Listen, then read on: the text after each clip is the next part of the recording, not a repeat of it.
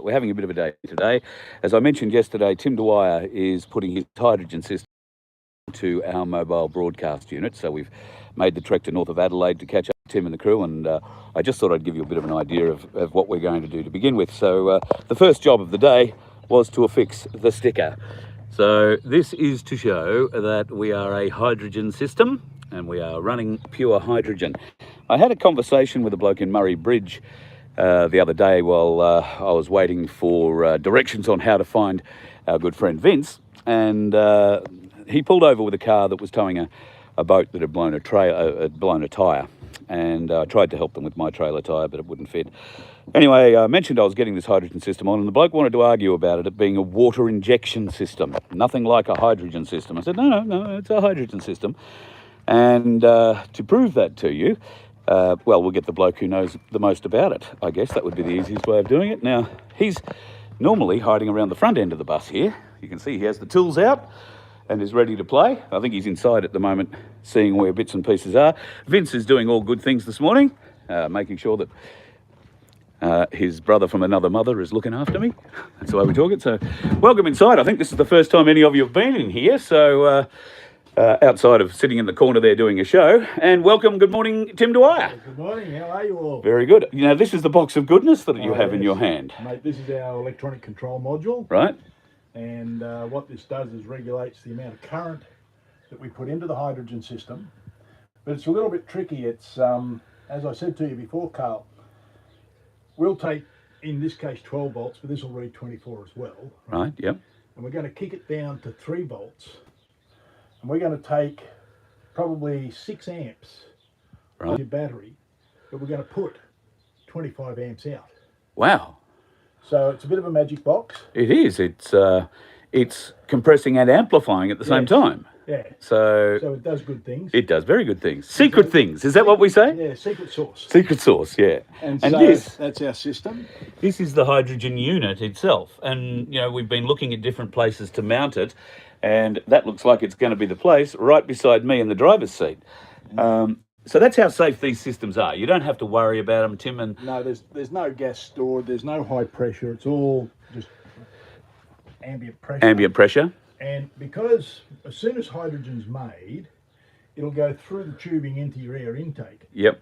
At 1,500 kilometres an hour. Wow. Right, because it's so light, it just wants to escape, and hydrogen travels. Like if you had if it sprung a leak, yep, it would go up and find a way out. It'll get and out. There's plenty of ways out. It'll get out where air can't get in. Yeah, right. So it's perfectly safe. Yeah, wonderful. Perfectly safe is the key I've been pushing to. A lot of people have been saying, "Oh, hydrogen! No. Remember the Hindenburg." Yeah. One, we don't have a cloth envelope. That's not a bad start. Yep. But you engineer these pieces from the ground up. You get them built specially to your specs. Is that right? Yeah, we build all this in house. Okay. Yep. We get these. We design this. We get them built in Melbourne. Right, yep. Right. So everything in here is Australian made. Wonderful. Right. I mean, the components in this obviously come from faraway places in Asia or wherever they make all these little gizmos. Sure. But it's all put together here in Australia. Yep. We've been doing this for 17 years. Wow. And how many units do you reckon you have running around the country? Oh, mate, I don't know. There'd have to be, I don't know, a couple of thousand. Yeah. Easy. Yeah. Right. And you're running them on everything from cars to trucks. Road trains. We put one on a truck in Kalgoorlie, pulling 200 tonne. Wow. Right. It was a bit bigger unit than this. We got them up in the Pilbara. We've got them on boats, fishing boats. We've got them on Citroen C4s. Now, interesting you should say that. Skipper Pete, a very good friend of the Voice of Freedom who lives in Ingham, or just out of Ingham, has a V8 powered boat, and he's very interested to know whether or not he can put this on his boat. Here's the interesting thing with Queensland. Right. Big cat cruisers. They wanted to put them on their engines, right, to cut down emissions and do all that stuff. Yeah. Anyhow, the Queensland government says, "Oh no. It has to be certified." Okay, fine. Give us all the documents we need and we'll do the test to get the certification. We have no problem with that. Yeah. Right?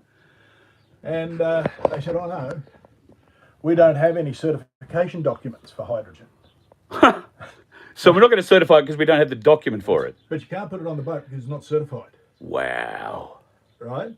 And because Big Cat were a commercial outfit, they weren't prepared to go ahead. Yeah. So I'm not saying that the government departments are stupid, but for those people who aren't running a commercial outfit, just perhaps not mention it to them. Yeah. Right? Yeah. Because if they've got no documents and nobody to certify it, Yeah. and I said, well, I'll write the document and get it do the certification for you. Oh, that's not right. You invented it. Yeah. Yeah. Go figure.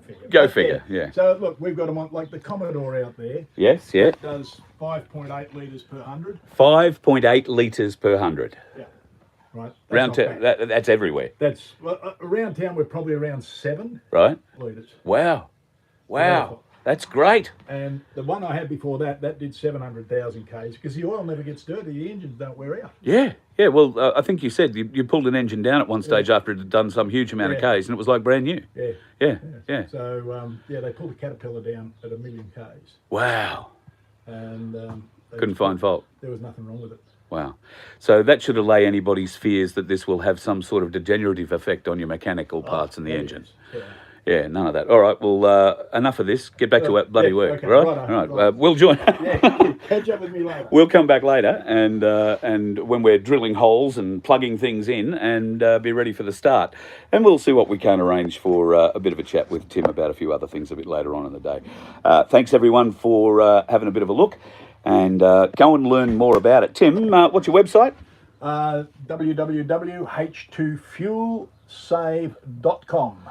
www.h2fuelsave.com. Or you could do h2fuelsave.net.au. Both will get you there. Beautiful. Go and check it out. And if you're at all interested, you can link up to Tim. I think the website, the web address that we have is h2@vofhq.com. So if you would like to get more information from Tim, Tim gets those emails directly and he'll be able to answer any questions that you might have.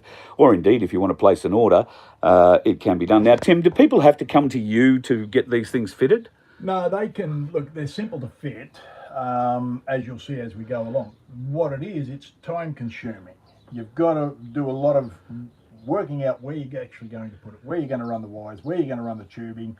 Once you've got all that sorted, it takes probably 2 or 3 hours. Beautiful. So not a huge job. No. All right. So that should allay a few people's fears if you've got a bit of mechanical knowledge. And of course, Tim's always he's got a cheat sheet, I'm sure, that he'll give you for installation. As long as you follow that, you should be all right. And I've never found him a difficult man to get a hold of. So you shouldn't have any problems doing that if you decide to go this way. Now, we are a petrol LPG vehicle. I'm going to tell you some figures now, which are ballpark, but they're going to knock you on your ass. On LPG, we are currently running at about 55 litres per 100 kilometres. Yeah, that's what I said, 55 litres per 100 kilometres. I've got 220 litre tanks. Now, I was carrying a lot of weight on my way up here, pulling a trailer that had a lot more weight in it than it does now. Been able to empty a bit of that out, thankfully. And the vehicle had a bit of extra weight in it too, so that's gone now too. That's going to make a bit of a difference on our numbers. But the LPG number was 55 litres per 100 kilometres to get us to Mannum. In effect, that was to Horsham, because I ran petrol from Horsham to Mannum. We have got petrol figures of around 31 litres per 100 kilometres, which isn't bad. Well, it is not great, but it's what I was sort of expecting. The LPG figures sound horrendous, but in Victoria I'm paying less than 85 cents a litre for LPG, and I think even in Queensland when I left it was $1.14. So working out the economy of buying LPG, it still is quite usable even at 55 litres per 100 kilometres. Of course, the hydrogen will help us improve that a little bit. Now, the hydrogen will also help us improve our petrol numbers a little bit too, but these are not going to be huge increases like you might expect with a diesel motor, simply because petrol doesn't leave as many burnable bits after the power stroke as diesel does. That's why diesels have particulate filters and all that sort of thing. So there is a lot more left over after the compression burn or the the compression burn in a diesel motor. But with the hydrogen, it burns the lot all in one go, and you can expect an increase of 20 to 25% in power and 20 to 25% in economy. For petrol and LPG, petrol, it's going to be about 10%, 10 to 15% maybe, and for LPG, somewhere between 15 and 20% extra. So we're going to get savings one way or the other, and that's a great thing. Particularly given that I think I've spent close to $1,500 on gas just to get down here, and that's LPG. I've only filled up twice on the way down here. I filled up this morning, so we had some accurate figures. That was $345 to fill up, 180 litres or thereabouts. So, and that's a full tank, but I still had a quarter of a tank or so left in it. So we're really looking forward to getting a little bit of fuel relief, or a little bit of relief in mileage and performance. But if you have a diesel vehicle, this is where the savings really come into their own. Trucks, as you heard Tim say, trucks, boats, any heavy vehicle, tractors, anything you've got on a farm. If you are running headers and you're cropping, then if you've got a fleet of headers and you're running around the countryside cropping, these things would be a lay down misere for you. You'd be saving so much fuel, or being able to go a lot further on the fuel you've got. At any rate, we will come back and have more of a chat about this through the day as Tim attaches things, and of course we're going to have a little bit of a chat about all things constitutional too a little bit later on during the day. But keep tuned. Just on None 2K today, lives off the phone.